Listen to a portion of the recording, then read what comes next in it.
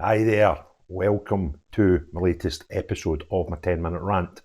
In this one, I'm going to cover two topics from the Scottish Government's part of the COVID Enquiry. The first thing I want to discuss is the WhatsApp group where they were getting told to delete basically. And the second part, I'll talk about something that's not so well discussed from Friday's session, which is absolutely disgusting. So in this first video, we'll see the WhatsApp group made up of civil servants. These include Thompson, who's on the video, and discussing his evidence, and John Leach, the guy who ended up the chief medical guy for COVID in Scotland, and Nicola Steedman, who's an Irish deputy to Leach through COVID. And let's just watch the video together of the evidence covering the instructions from a top civil servant to delete your WhatsApp messages. The group is called COVID Outbreak Group. Do you remember that group? I don't recall it, but it sounds entirely likely that I was part of it. Yes, you were part of it because we can see the messages from you. A number of other people we can see. They include Nicola Steedman, who I think was the Deputy Chief Medical Officer, if I remember correctly. Is that right? Yes. Yeah. And Jason Leach, who's the National Clinical Director. Yes. And in this, there's a discussion which starts with you saying, just to remind you, seriously, this is discoverable under FOI. Know where the clear chat button is. To which Nicola Steedman replies, yes, absolutely. Jason Leach then replies, DG level input there. And then you say, plausible deniability are my middle names. Now clear it again. And then Jason Leach says, done. And you say, me too.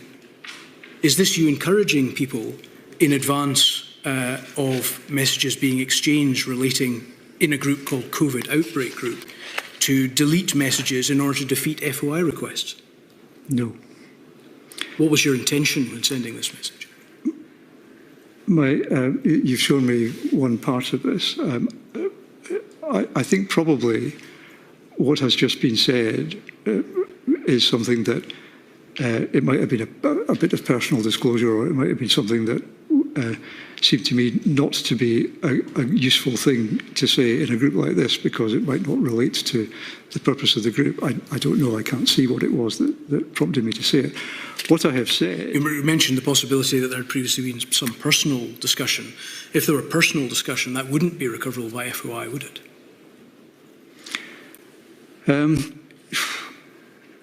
If it is information held by the government, then I would need to probably take some advice on that. But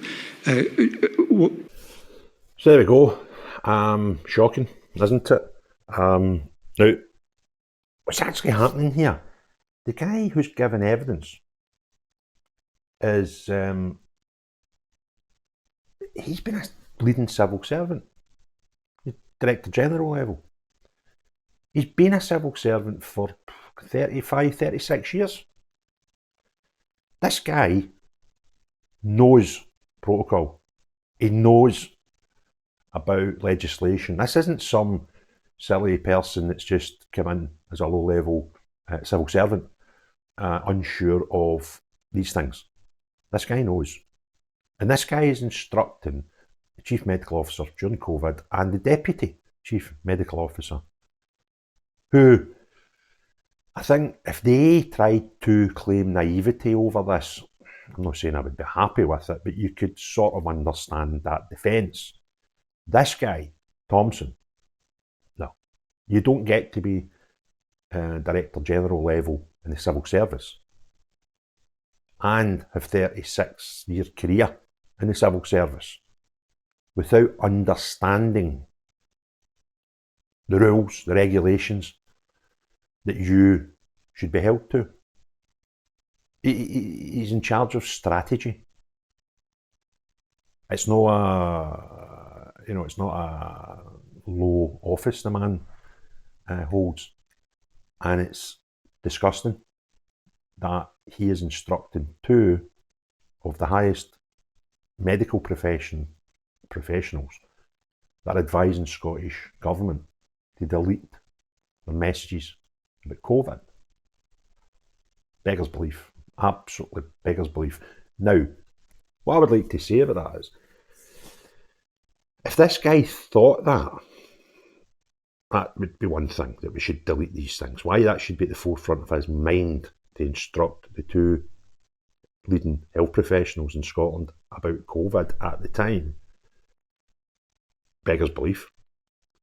But what we need to consider is what he'd done next. He's took to WhatsApp to instruct them to do it. Now, what we need to consider from that is, that gives you a massive insight into this man's workplace environment. Because if his workplace environment was a place where these things were taken serious, protocols and what people should do with data, etc., then he would never, ever have considered putting that in a group WhatsApp chat. Now, I know factually those two were in it. Possible there was more people. It's not the work of someone who is in a workplace environment where they take things like this pretty seriously. This suggests to me, applying common sense and logic, that he felt quite comfortable with these views and opinions in his workplace environment. And that, my friends, is stinking. Can you imagine it? Top Director General level civil servants in the Scottish Government been quite comfortable to tell people to break protocol, regulations, and downright decency. These people disgust me. Now, we'll look at a second video, part of evidence, where he has presented with minutes from a cabinet meeting of the Scottish Government during COVID, and you'll find out what they felt was some of the most important aspects of COVID. Cabinet minutes, we call it. I think they're called conclusions internally, from the 30th of June 2020. Can we have a look at page 56, please? Just before you move off this page, I'm just looking to see if I was at this meeting. I don't think I was. But that's fine, I can comment on it. Thank you. Paragraph 56, please. At letter E, it says that Cabinet agreed that consideration should be given to restarting work on independence and a referendum, with the arguments reflecting the experience of the coronavirus crisis and developments on EU exit. Is this conclusion reached by Cabinet indicative of the fact that the Scottish Cabinet in June 2020 wished to politicise the coronavirus crisis?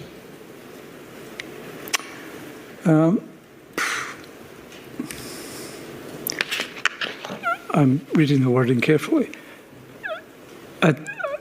Consideration should be given to restarting work. So we would then have, I think there was a set of... It's the second half of the sentence I think I'm focusing on, Mr Thompson, with the arguments reflecting the experience of the coronavirus crisis.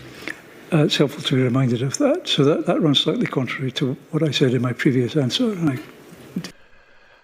Aye, but depressing, isn't it? So just for complete clarity, these minutes show the Scottish Government Cabinet, agreeing and discussing that somehow they should use the horrors of COVID to sell the independence idea to the Scottish public and use it as a tool for a referendum and drive independence.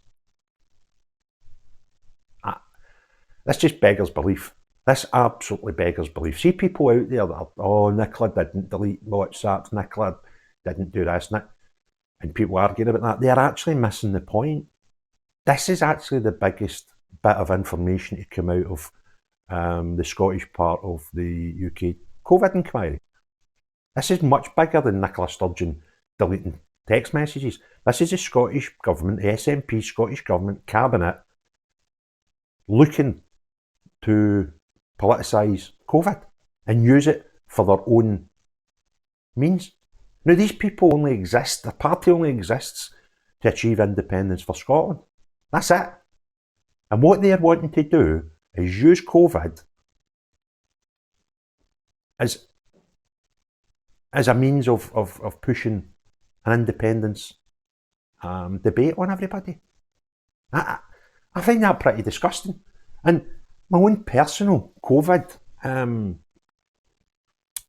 story is insignificant in the whole scheme of things and what other people dealt with through COVID. My own COVID story was my mother at the time was suffering mobility issues and other general illness issues, and the only time she got out of the house really was going to a wee day club at one of these cracking, centres for the oldies, and she fought against it to start with, but eventually was going 3 days a week.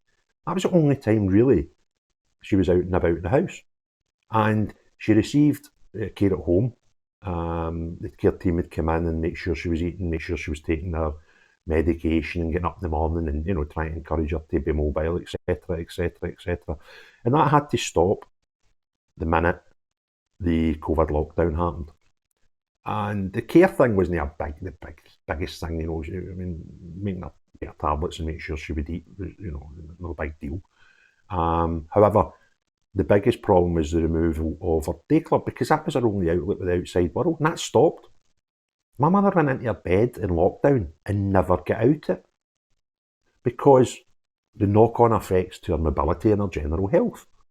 And by the time the country was coming out of lockdown situations, my mother was bedridden, ended up in a home. Whether, thankfully she wasn't in there during the height of COVID, or she probably wouldn't get through it, to be perfectly honest with you. But she went into a home and never came out of bed again. Now, that is a horrible story, personal journey I had in COVID. And I don't, my mum didn't die of COVID, but the knock-on effects of COVID, I have no hesitation whatsoever in sharing with you that it was the knock-on effects of COVID that killed her. Now, that story is probably a 5 or a 6 out of 10 in the horrors faced by the Scottish public during COVID. There'll be people with far more horrendous stories than mine, and how that affected my family. And these people have to get up this morning and learn that the Scottish Government wanted to use COVID as a means to achieve independence. Every single person in that cabinet meeting who listened to this shite and agreed to it should be flung out. They disgust me. This is beyond politics. This is beyond independence referendums and all these stuff. This is the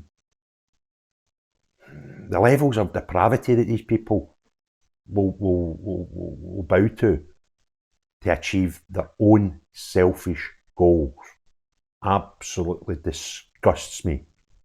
And every single person that was party to that meeting and agreed to this principle should be flung out. And these civil servants that we spoke about in the first part of the video, they shouldn't have jobs. These people would be on probably 6-figure sums and salaries paid for by the public purse. And they think it's just delete the whole thing.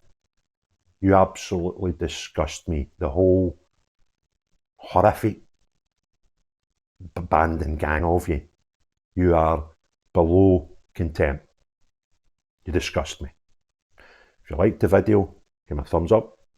If you want to see more, hit the subscribe button. There'll be some, disgusted by the way, there'll be some notifications in the corners if you want to watch any more of my videos. But most of all, even despite this disgusting news, try and have a great day. Bye now.